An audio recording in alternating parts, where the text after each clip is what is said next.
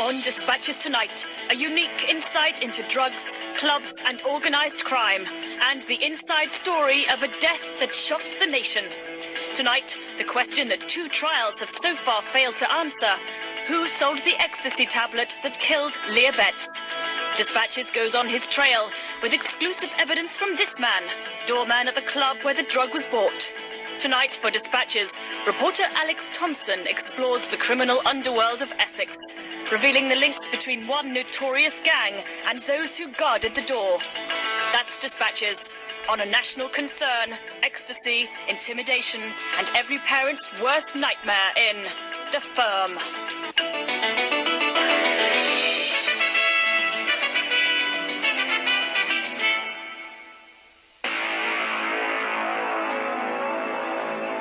Under cover of darkness, just over a year ago, members of The Firm, a major Essex drugs gang, are on their way to a meeting.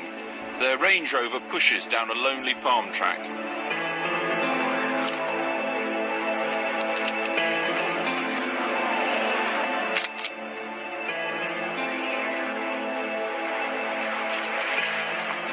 Seconds later, all 3 men were dead, blasted in the head from a pump-action shotgun at point-blank range. Craig Rolfe, aged 26, the driver, killed so fast his hands were still on the wheel, 1 foot firmly on the brake. Slumped in the back, Pat Tate, 37, a violent man, a bodybuilder, shot in the stomach and head. In front, Tony Tucker, 38, a prominent member of The Firm, a gang of up to 80 people. There was so little blood spilt, those who found them thought they were asleep. 2 men from outside The Firm have been charged with the murders.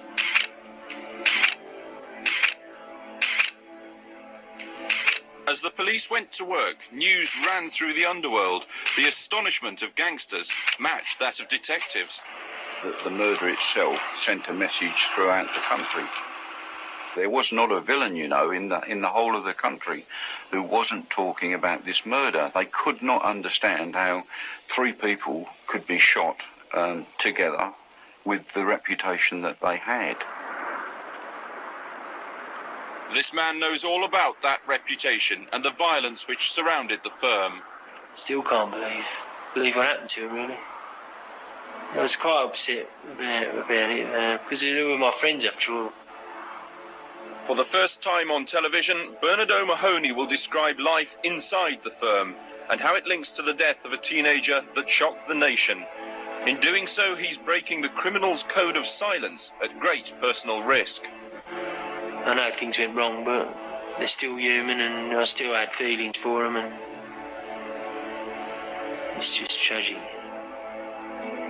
A few miles away, a family was also facing tragedy in the national spotlight. It's coming up to 12 minutes past 7.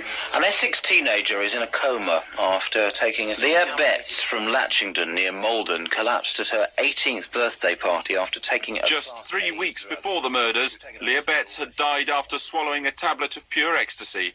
Until tonight, nobody has overcome the fear of The Firm to show how Leah Betts was as much a victim of them as a victim of ecstasy. Leah's parents embarked on a national campaign against drug dealing. I've got anger, hate, and I've got love.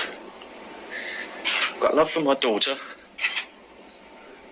I've got anger for the people with the drugs, and I hate this bastard that supplied them.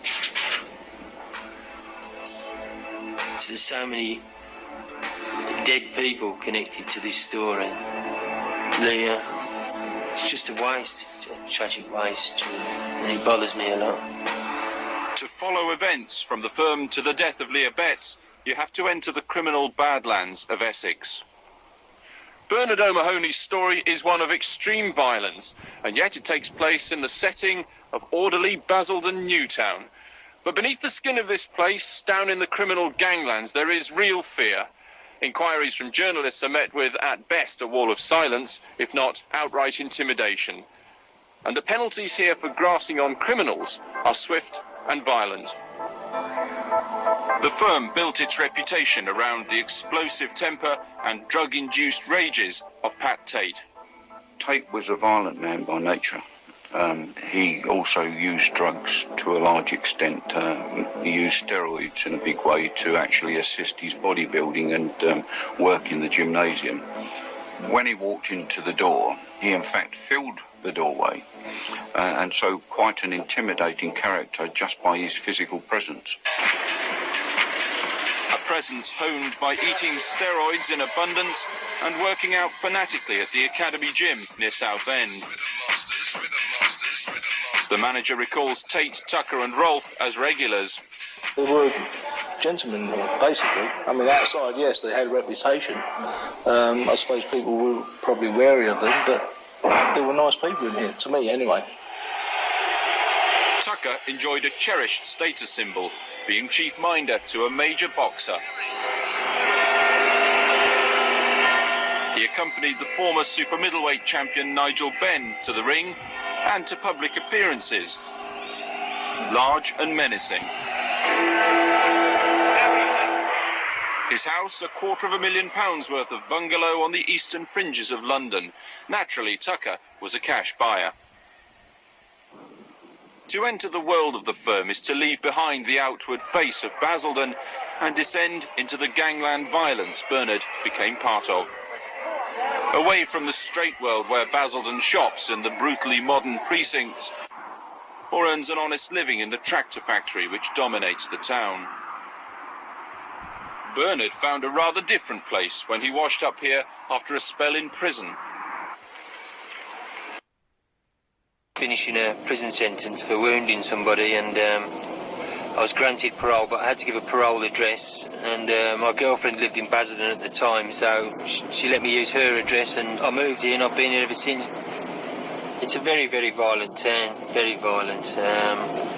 All the sort of up-and-coming criminals, there's no established sort of hierarchy of criminals here because it's a new town and all new faces, so they're all sort of jostling for position, you know. Essex's problem, if you like, is that since the war have had an influx of people from the East End of London who have settled here on new housing estates and indeed have purchased property in Essex. And this old culture has come with them. 1986, out of prison, out of work, into Basildon. Bernard needed a fresh start. He was not the kind of man who was going to wander around the local job centre. This was where he went in search of work, Her Majesty's Prison Maidstone. In particular to prisoner number 058110. Rose Clay speaking. Morning, okay, Smith, you're coming down tomorrow? Yeah, okay. See you. Okay, see you later. Stop this, bye. Secretly taken photos in prison and phone calls revealed that man as Reginald Cray. Bernard had yet to meet the Essex firm. Reggie had powerful connections. He suggested I go and see somebody who could get me a bit of additional work. I did, and I was given the job. As doorman at Raquel's nightclub, holding over 600 people, Bernard's arrival began a process which spiralled out of control. It was a violent place. The police were in attendance, if not every night, at least twice a week, with riot vans, and there's incidents of, it may sound a lot, but it was 150 people fighting in the street outside. A man was blinded in there, in one eye permanently. Another man had 168 stitches, and he was cut with a knife, Stanley knife, on his stag night. And that was just outside the club. Inside, the doorman had a secret arsenal to, in their words, protect themselves. Personally, people carried things like ammonia and knuckle dusters. There were weapons secreted all around the building. Guns, baseball bats for less sort of trivial matters, knives. And it brought examples to show us. This paint, which is kept in reception of Raquel's, and this knuckle duster with a hook on it, which someone had in their back pocket for personal use, really. These weapons, they weren't there for show. No, nothing was there for show, no. It's 9 o'clock. This is Ruth Collin. An Essex teenager who's in a coma after taking ecstasy remains in a critical condition in hospital. Bernard's arrival at Raquel's meant the first connection was in place on the route to Leah Betts' death. And all the while, Bernard was cementing his gangland contacts. He received an invitation to Ronnie Cray's funeral in March 1995. A bizarre mixture of celebrity send-off and underworld convention. Bernard knew he was moving in the right circles. Back in Basildon, many suffered at the hands of Bernard and his mates on the door. Few were willing to recount their experience in public. But Barry Chart, a fellow bouncer at Raquel's, recalls a difference of opinion with Bernard. I was just totally smashed to pieces. My head was right out here. My front teeth were all kicked out. My wrist was broken in various places. Cracked ribs and that. I was in quite an awful state. I was in such an awful state, my daughter couldn't even look at me for about 2 weeks. 2 years on, he still can't lift heavy objects, and every time the false teeth come out, there's a reminder of Bernard's violence. Yet, not a word about pressing charges. They wanted me to prosecute and that, but it's just something that you just don't do. You know, it's something that it's like a code. Well, hang on, you've been badly beaten, you've been scarred for life, and yet you say it's something you just don't do? Well, I mean, you got a family to protect and things like that. You know, you just don't do those sort of things, you know.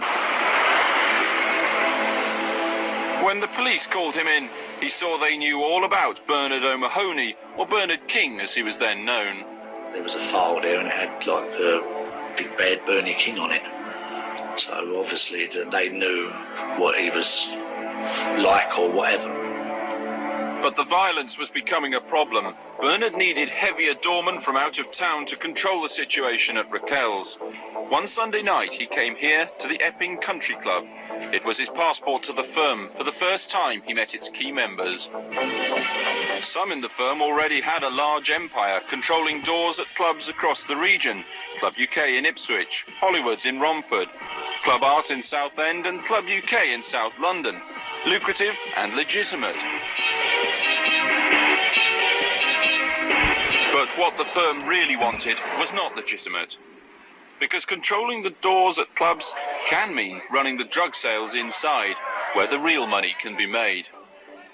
I'm not condoning it, but there is a very good argument for doormen controlling drugs in clubs.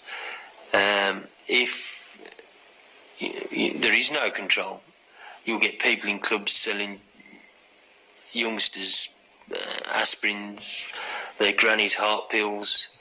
There'll be confrontation amongst other dealers, violence amongst other dealers, and God knows what. You're saying that doormen in Britain's nightclubs are in effect trading standards officers for the illegal selling of drugs? Yes. Across Britain? Across Europe. Bernard and Tony Tucker went into partnership, controlling the door of Raquel's. The second connection was set up on the pathway leading to the death of Leah Betts. Raquel's was a valuable door to add to the firm's portfolio. Now Bernard had that and the muscle to take on anyone giving him trouble. Like rival hardman Jason Draper, whose gang had tried to fight Bernard's team outside Raquel's. On August Bank Holiday 3 years ago, Bernard and a posse of 14 others knew Draper would be drinking in the Bull, a pub on the outskirts of Basildon. I just knew you couldn't just hurt him, because he had the same ideas as us. If he was stabbed, he'd think I've got to go back and do worse. Are you saying you'd have to kill him? That was the decision reached, yeah. And it was agreed on Bank Holiday Monday I'd go to this pub with other people. He would be temporarily blinded with cleaning fluid, industrial cleaning fluid, squirted with it, pushed through the doors, beat and left on the pavement, and he'd be shot. The fact that the Bull was packed with a bank holiday crowd of families made no difference. The gang piled in, spotted Draper, and went to work regardless. Jason was at the bar with his friends. He was squirted with fluid and attacked with batons, knuckle dusters, and a machete. He was hit a couple of times with the koshes and a couple of times with the machete. His eye was bleeding, his head was bleeding, and the manager managed to lock him in the cellar. It was just the way, you know what I mean? Yet again, the manager remains too frightened to speak in public about the experience. By now, the firm was establishing a national reputation for intimidation, enforcement, and drug dealing. They wouldn't dirty their hands, I don't think, with actually selling it to the kids in the discos or the clubs. So you need that network to be set up for the eventual sale of the drugs, and the tentacles of that could fan out, over an enormous area. To people like Kevin Whitaker, whose parents lived comfortably away from the more deprived estates of Basildon. Kevin had become caught up in the firm's drug dealing. His parents took calls from a taciturn man who cannot be named for legal reasons. It was just a case of, is Kevin there? No. Can I take a message? I'll just tell him called. Bernard was told that one day 2 members of the firm picked Whitaker up. He owed them money and they were angry. Kevin Whitaker was in serious trouble. They headed out of town. In the car, the firm threatened to give him a forcible overdose of drugs. It went from a threat to actually giving him drugs. How? He was injected 3 times in his right arm. Do you know what he was being injected with? Special K, which is a veterinary drug, and cocaine. They reached an industrial estate on the edge of Basildon.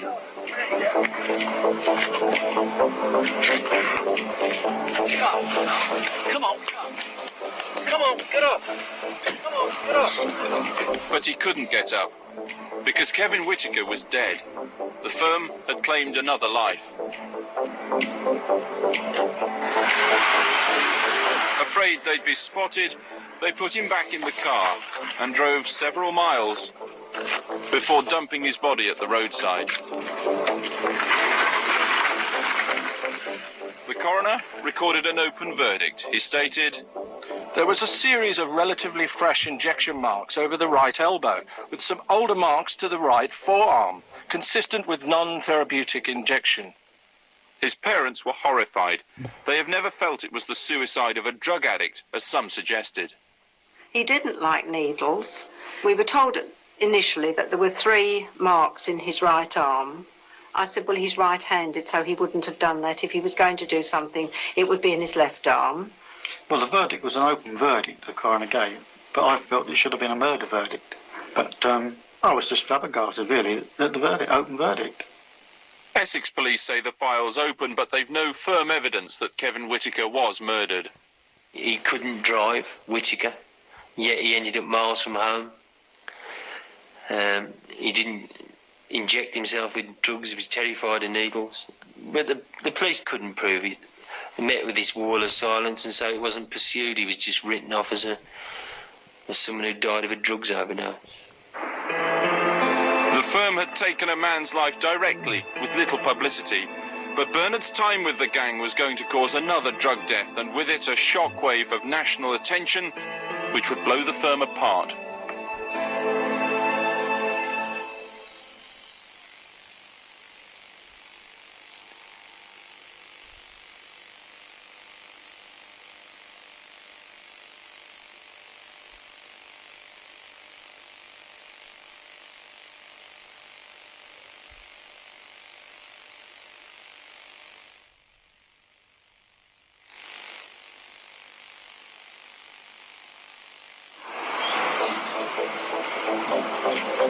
(1994), and by now the firm had a national reputation for drugs and general enforcement.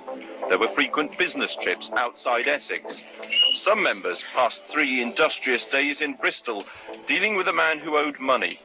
They began their visit by plunging the man's house into darkness. When John came home, switched on the light, nothing happened. Went into the living room, it was in total darkness. He just thought the bulbs had gone, but he was jumped upon, trussed up with rope, put into a car, and taken to a... can only be described as a cellar, really, on an industrial unit.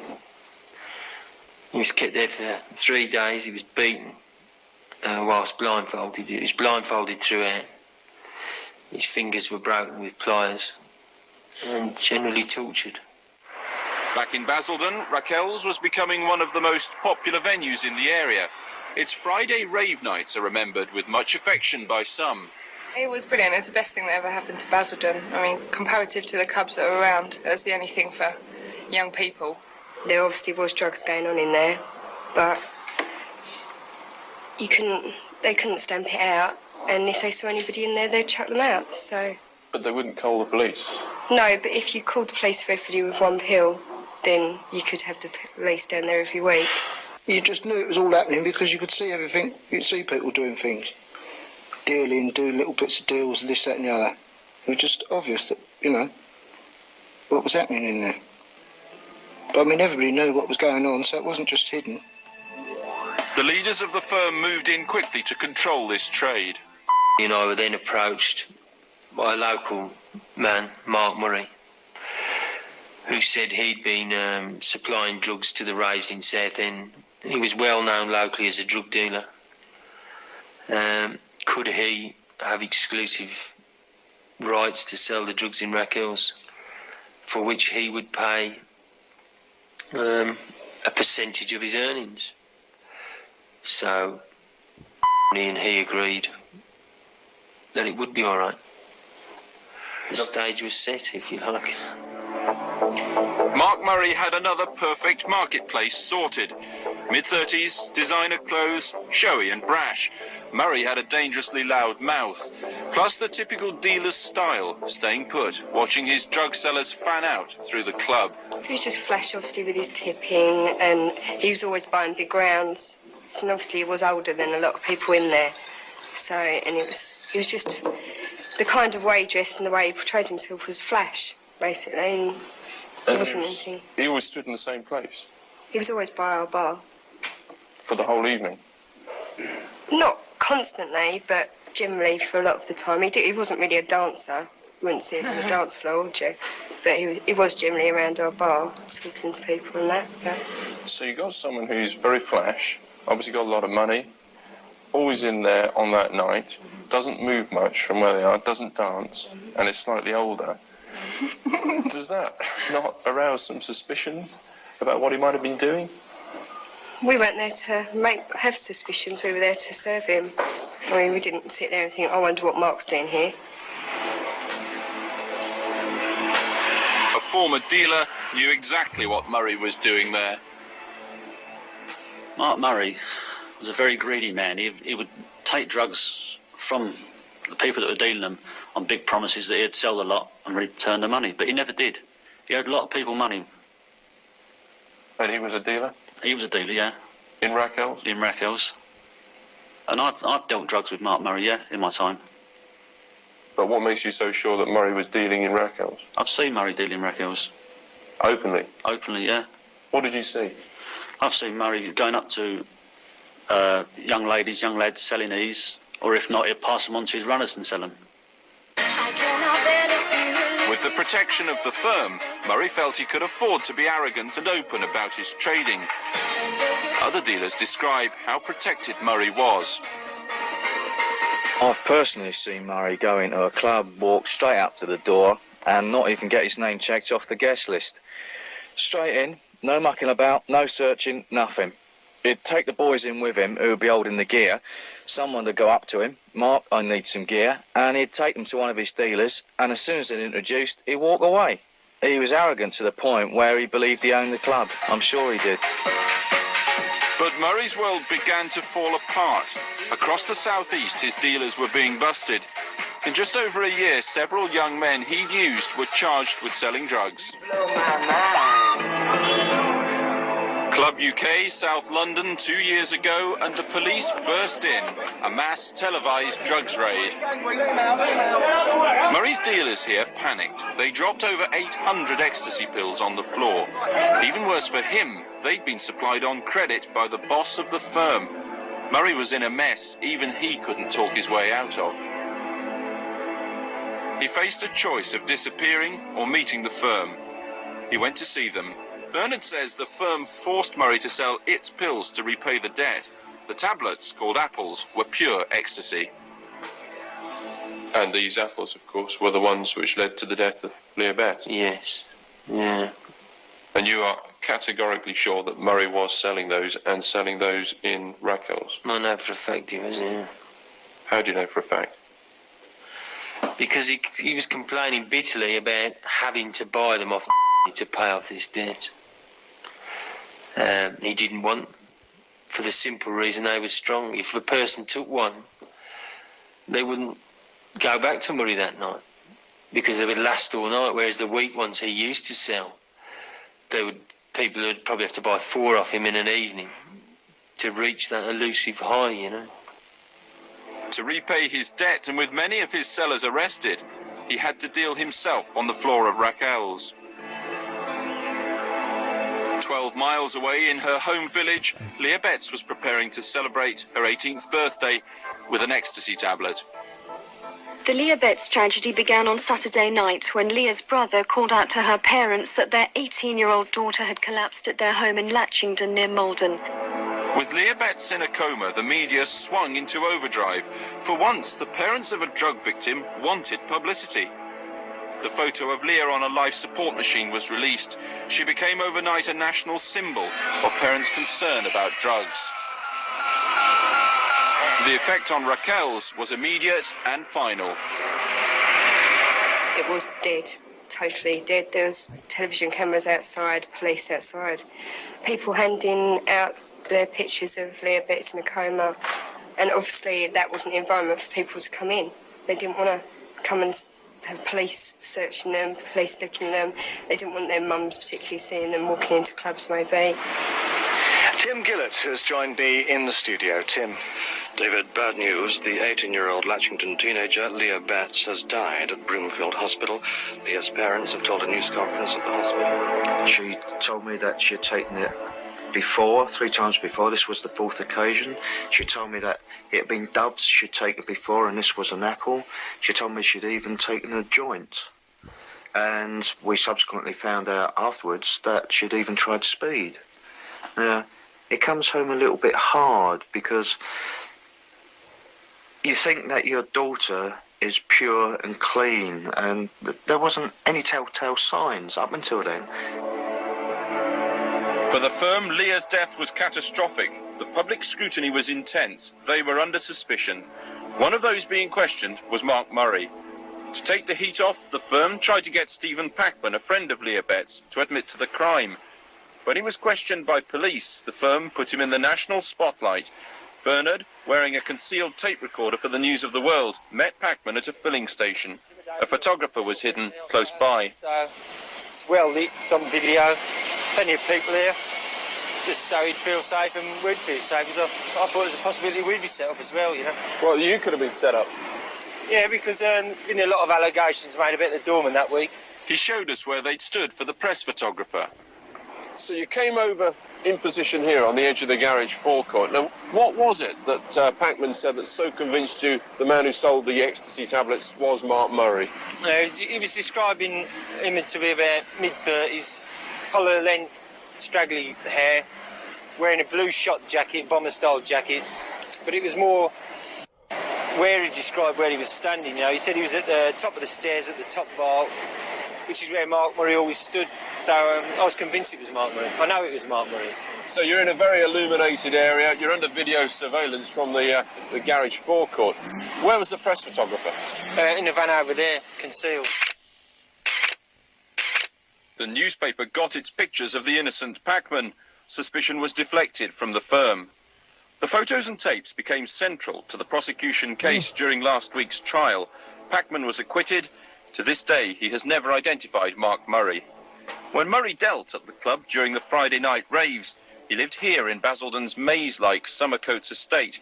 But Murray's now fled to Spain, from where we secretly taped him, protesting his innocence. And this other thing about how I've been already, I've been taken in or they said I'm a drug dealer and this, that and the other. I've never been arrested for anything in my life. A convicted drug dealer said in the paper, what's all this? So at the moment, you're saying to clear my name, but at the moment, there's nothing wrong with my name. If there was anything wrong with my name, there'd be a warrant out for my arrest, surely. See, the thing is, I've never met this fucking Packman. So this is what I'm figuring. Has the fella been threatened? I'm not going to criminally say because I've done nothing. There's people I know, you know what I mean, that are, how can we say, dangerous people. Is it those dangerous people who are keeping Murray abroad? I'm not coming back to England for a moment. In a statement last week, Essex Police said, Mark Murray was arrested during the course of the inquiry. There was insufficient evidence to charge him, and no fresh evidence to lead to further arrests. As far as this investigation is concerned, this is as far as we can go. Immediately after Leah Betts' death, Bernard claims the police did not question all the door staff, who were obviously a key group of suspects. I was head of security there, and I've not been interviewed about the goings-on at Raquel's by anybody, and no other dominoes either. You're quite sure of that? Not positive of it. Essex Police say they did formally interview door staff, but Bernard maintains the staff list police used did not cover many of the men who worked on the fatal night. The real people have got away scot-free, haven't they? I totally agree with you. It's the big fish that I would lovely to stick out of sight, throw away the key, and never worry about again. What parents don't understand is that recreational drug use is now so common that kids will go into a club and they will pop a pill in exactly the same frame of mind as we would have a pint. They see it as no different to that. The story of Raquel's and the firm raises major questions for club owners, the council and the police. Questions echoed across Britain. On the issue of the club's licence, Essex Police told dispatches, There were no grounds to oppose the granting of a licence to the holder of Raquel's. There is a vast difference between inference or allegations and the type of hard evidence which can be put before a court. Last December, and a new name, a new nightclub for young Basildon. Queues go round the block for the place European Leisure hopes will erase bad memories of Raquel's. Club Europa opening up on the site of the old Raquel's nightclub, and the management have made it plain that they want to run a club as far as possible which is free from drugs. But to do that, they're going to have to exercise tight control over the door and not let the door be controlled by gangsters. European Leisure's one of the biggest nightclub chains, yet Bernard's prison sentence for malicious wounding came as news to his former boss when told of it during last week's trial. Equally, did they investigate the series of fly-by-night companies through which the firm ran its doorman? The police accuse Raquel's management of leaving their doorman too much to themselves. The information that I got throughout the investigation was that there was a lack of support, really, for the door staff. And perhaps they weren't as aware of what they should and shouldn't be doing in respect of people attending and getting into the premises. European Leisure refused us an interview, yet after Leah died, they were quick to appear on local radio. As a company, we do have a no-drugs policy.